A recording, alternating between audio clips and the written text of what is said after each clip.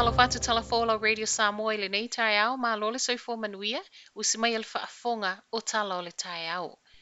I tala tamua wa faa upuina ele to atele o ilato ele italiaina talo sanga mono fo maui ni usila.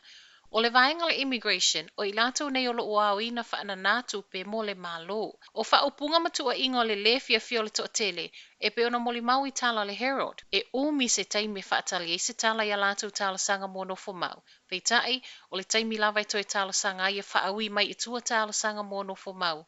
O le taimi fo ilea faa to afa ilo atuai le immigration. A mea le whailo le talasanga o lo wa aia ese case officer ma e le mawhai o na maua se refund. I nisi o moli mau to i titi lua tau sanga o ta lia se tali mai le immigration e o lava i se tusi e whailoa mai e le case officer o lo o ngafa ma se mata upu e le ai foi. Peitai, taimi lava i talasanga ai e to e whaawi mai i tua talasanga ma ta pali refund o le taimi fo i lea e whaato a whailoa mai ai a mea wa a mata so e so e ina se talasanga. O nisi i lato ua toe tala sanga mo refunds, e mafua mai ona o a fianga o le COVID. O le toe totongi na mai o refunds mo e tala sanga, o saunola immigration e na o mata upu wha apitoa e mawhai ona toe totongi na mai ei tupe a le o lo o tala sanga. O aia inga masane le immigration e le mawhai ona toe totongi na mai se refund, pe a whai ua a mata wha ngā solo so e so e ngā ase case officer i se talo sanga. Ma e pe o le tū leo lo to te lei lātou e le fia fia. Ona e te ena lātou tal sanga mo refunds, pita ai i la lātou mai tau, e le i ai se ngā luenga o whai e tal sanga mo no fo mau. Ai se tali mai se tasi o fau tua le immigration, Matt Simpson, fōlinga mai o le te ena o refunds mo tal sanga le i tele se ngā luenga e whai i ai, e mafua mai le tu unga mai a ingol tu la fono, mo tangata o lo whao ngā ina, matotongi au nanga. Ua whaangasolo nei so engal company wa alele le eni usila, e tusa ma le whaamao nio se tasi o ana tangata whai ngā luenga i lungol wa alele i le COVID. Le tangata whai ngā luenga na whaialo na siaki le aso lulol wa yaso tālua i ni usila nei, ma e sawe negative. E o mai le aso saa na taunu wail whainga malanga i Shanghai saina, siaki atu wa positive. Whaamao nia mai le company wa alele i tala le News Hub, e le o yai ni a unga o le o loo so e ina, ma e negative umaisi tangata whai ngā luenga. O lo whaanofo e sea nei lea tangata whai ngā luenga whaatasi maisi o i lātou na ngā lulue whaatasi lea whai ngā malanga i saina.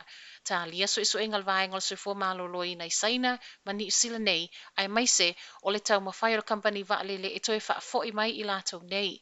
A whai e tau nu mai o le a whaanofo e sea mawhai a isi siaki wha o popo, pe ona masan iai so fo malolo ina. Whaamaunia mai fo ele vaengal so fo malolo ina ni usila nei, le whaawawa so engai tusa, ma le whaamauti noa o lea case. Ua whaalia le popole o le minister fo so fo malolo ina, Andrew Little, i le whaawa peo solo te te a St. John. A mata le tu lai ono o tai au na solo te te ele au whainga luenga St. John, luas fulfai tu la le umi o lea te te, ma u fautua ina i lato e mo umia vave au nanga ta vale ambulance, e vala au le tasi. O le nei te te o le a fiai no fuangolo iei ambulance a St. John, ma o le a mateli au Kilani, Waikato, Bay of Plenty, ma Canterbury. E le o a fiai i le te ele nei au nanga ambulance i Wellington e ma Wairarapa, o no lo whaongai nei au nanga ambulance e au noa masi totongi.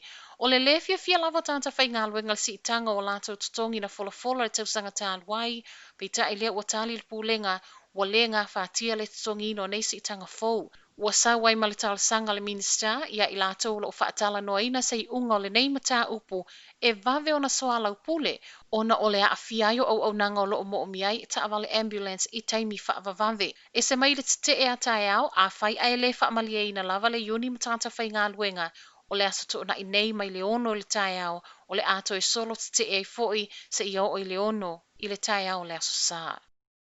Ripotia mai le umol soifua se tamaina ua pau i eise la au i le aso ana nafi. Ripoti mai leo o le ua maliu na umalavalo na ola i Rahu Road i Waikato, ma ua whaia nei i aiso e suenga le WorkSafe. Tu ufa atasia talo tai au e le i whaalau i lo mai le suafo le ua maliu, a tu ai male nofuanga sa whai ngā luenga ai.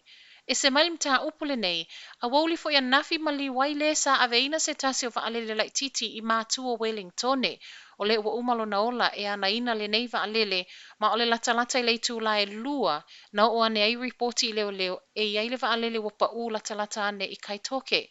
Na whaia iei maso e soenga, ma wai ma le tino maliu o lea pailate i le afiafi ana nafi. Lea ufa ngā solo so e soenga ilo na tino maliu, ma e na o ia fo i sai tutonu o le nei wa lele. Tala muli muli o le tae ao lo tau sa i lia e leo leo se ali ina sola e se mai lau au lia nafia o nofo va aia i le ofisa o leo leo i Hamiltone. O William Marin lua su whātau sanga le matua wau ngani mai leo leo e vave feso o ta i atu pe awa ai i ai mai e fautua ina foi awana i tau mawhai e whaatala noa. O William e ta ina i lunga ani o lona matatau matau ni mamanu ma e vali lanu ina lona laulu. Ma Salomia lo i ai lea li i se vaengo Hamiltone ma te awa mutu ma a whai e sila fie se tasi whamtalanga i leo lo tau sa ilia nei vave ona wala auli ofisa i le tasi. Tala na o tai au manuia le nei asolua.